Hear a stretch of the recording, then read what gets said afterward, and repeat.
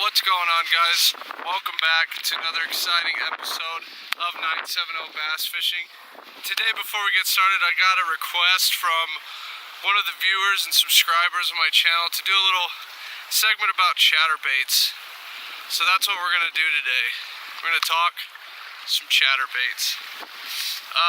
One of the big things about chatterbaits is they put off a lot of vibration and they imitate a moving bait fish, a wounded bait fish, just anything kind of moving by that fish at a rapid rate of speed, but putting off a lot of vibration, a lot of noise, and it really gets that fish to react to that bait and come out of the grass or wherever it's at and just annihilate it. One of the places that I love to run a chatterbait is anywhere I'd run a jig or a Texas rig or anything like that. I like to rip them through the grass. I like to run them parallel to the bank and just rip them through the shallow grass or maybe even out. And sometimes what I'll do is I'll stop it dead, let it flutter down, and I'll pick it back up like a jig and let it do a little vibration and then flutter back down. It just kind of depends on the fish's mood and everything like that. I like to run them across rocks too, but lately, you know, you get a lot of those reaction strikes through that grass as you're just ripping that bait through that grass and making a lot of noise.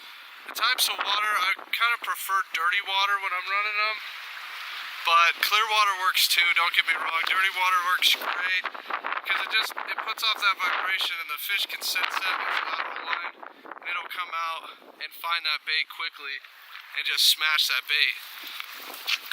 Some of the key things about chatterbaits is a trailer. Is finding the right trailer, because a chatterbait will work all the time, but one of the big things is finding that trailer, that movement that those fish are looking for.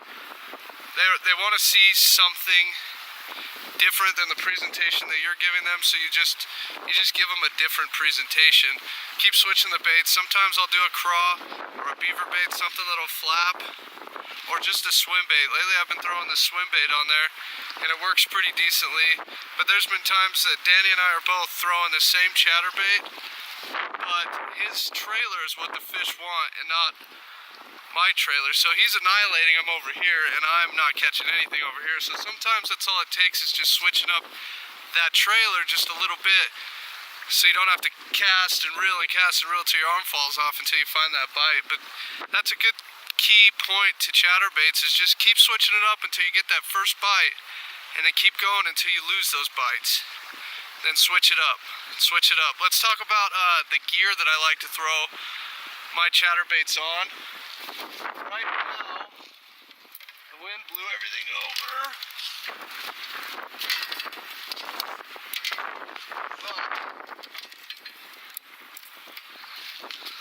Right now I have it on the Omen. It's a 7'1" medium heavy. I really like to throw it on a heavy, long rod. So I have a lot of tip. I can feel that bait moving, and it loads up just a little bit. It works great for those fish come up and just smoke it. You have that time to set that hook. And most of the time that hook will set itself. And I like to throw it on, right now I have it on the Lews Tournament MB Speed Spool. It's a 7.1 to 1 gear ratio. And I like that ratio too because I could really burn that bait and really see how active the fish are, and I can get them out of that grass really fast. But I like to throw it on these heavy rods, guys, because I'm throwing the chatterbait in things, heavy cover, in grass, in and out of grass, through trees, through stumps, trying to bounce it off and deflect it off of that off those stumps and things like that. So I'm working this thing in some heavy stuff, and when I set the hook, I want to really be able to set the hook through all that junk and get them out of that junk as fast as I can, so they don't use this weight right here as leverage to knock the hook out of their mouth or shake the hook.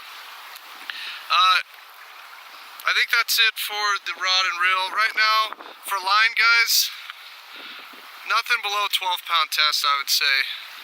Nothing below 12-pound. Right now I have 20-pound braid with a 12-pound fluorocarbon leader, and it works fine for me mostly every time. Sometimes I'll even do straight braid because that bait's moving so quick, and you can keep it a little higher that way, But it's moving so quick that when the fish hits it, there's no stretch, it's hooked. You can hook them really good. So I don't know, just play with that and see if it's something that you like. Another thing is little tricks with your chatterbaits, guys. Like me, I don't know if you can see that, I color my chatterbait head black, my blade black, and that just, to me, there's no bait fish or bluegill or anything with a bright shiny head, so I color that black, and for me it's just a confidence booster. I just like it black, I like it to look all the same color, the green pumpkin with the black, it all looks natural and matches. And it doesn't give off too much flash, because, I mean, yeah, bluegill have a little bit of flash, but not when they're racing by vibrating like crazy. Also, another tip, if you're having a problem with your chatterbait rising to the top of the water, not getting down in the water column where you want it to be, another trick is to take your blade and about a 1/4 inch back with a pair of pliers or something, just bend that down ever so slightly. Just give it that little bit of offset right there. And when you're running it through that water column, it goes down underneath. It just gets deeper in that water column and it'll stay deeper for you because as it's vibrating, that little offset is pulling it down and it'll get you where you want to be.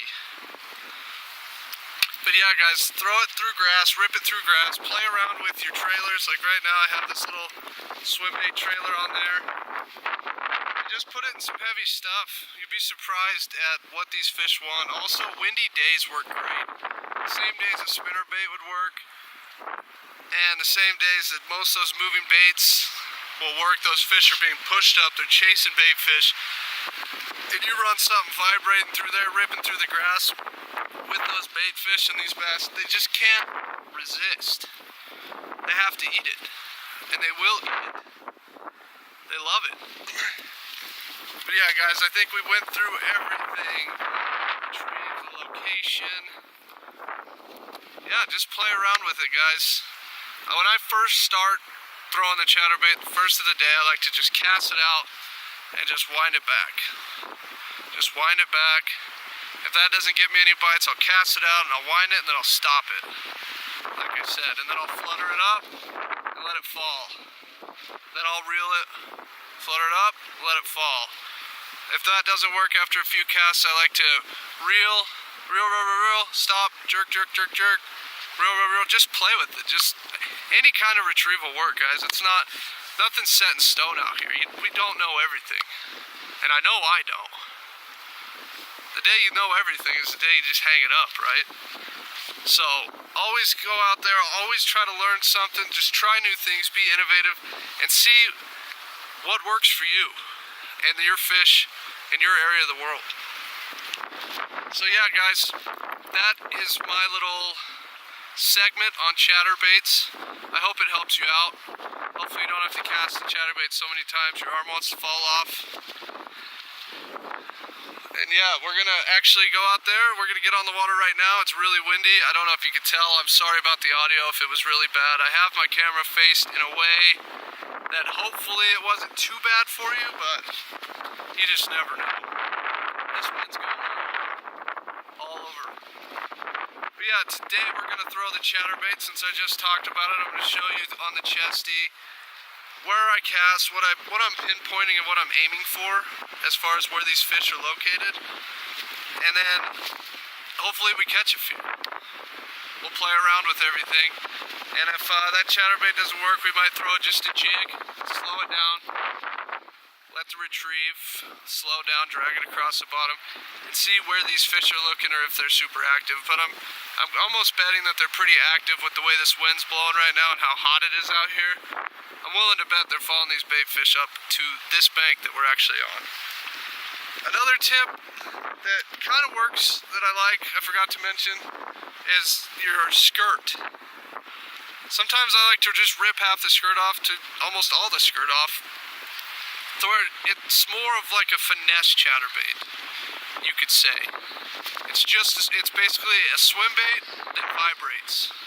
So it doesn't have that big flare to it, but sometimes that big flare is what they want. So I have a few chatterbaits that I have the skirts off and a few chatterbaits with the skirts. And it's just seemed to work in different instances. It just seems to work. So I don't know, guys, play around with it, see what you come up with. Leave something in the comments down below if this helped you. But I think I've talked enough. I think we're gonna get out there, and we're gonna try to catch a biggin or a little one or anything, just a largemouth, guys. But yeah, those are my tips and tricks brought to you by Kenny. So let's get at it, guys. Let's go out there and catch some fish, get you on the chesty, and we'll learn together what the bite is for today. Peace!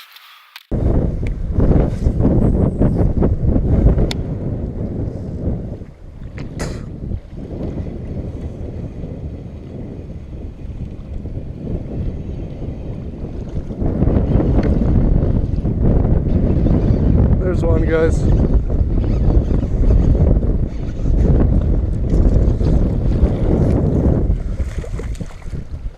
Sweet, there we go, guys. Just ripping that chatterbait right through the grass, guys. Got me that fish. Sometimes you just got to keep on moving. Looks like somebody hooked this fish before and really messed his mouth up. That's still beautiful largie. Awesome, awesome chatterbait fishing, guys. Works really good in the wind. Just takes some time sometimes to find a bite. So let's release this fish. Okay, there she goes. Sweet.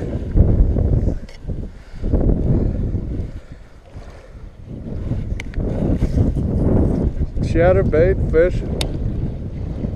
Awesome, guys.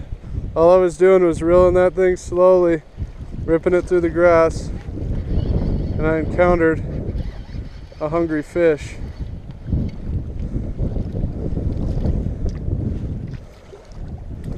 They chase that vibration. Sometimes once it gets into an open pocket like that, they just can't resist. Alright folks, that's going to wrap it up for me today here at good old Pirate Lake. Caught a largemouth on the chatterbait. So that was cool. I managed to pull one fish out on the bait, the chatterbait. Just changing up some trailers and trying new retrieves. Running it through the grass nice and slow, jerking it a little bit. But I found one that wanted to eat it. But hey, that's how it goes, guys. Not always are they going to want the chatterbait, but sometimes in the wind, for me, it seems to work pretty good. So if you guys like this little informational video, go ahead and give me a like. It's that little thumbs up button that looks like this. It'll light up blue if you hit it. It'll help me out a lot to know if you guys like these kind of videos. If you have different ideas, you know, I know everybody's got their own way and method of fishing a chatterbait and their own style. But as for me, this is just how I like to work it, how I've found to be effective for myself. But yeah, just drop a comment down below if you think I missed something. Let me know what you guys want me to talk about next, or what baits you want me to throw, or what you would use on these super windy days. Chatterbait worked today. Worked for one fish. Danny actually caught a fish on the chatterbait as well. So it was kind of a chatterbait kind of day. But like I said, if you liked the video, give me a like. Leave a comment down below if you want to know everything I was using. Rods, reels, everything. It'll be in the description down below. I'll link 2 of my other videos involving a chatterbait here and here, so you guys can watch those. And as always, guys, stay hooked and get out there and catch some big fish. Peace!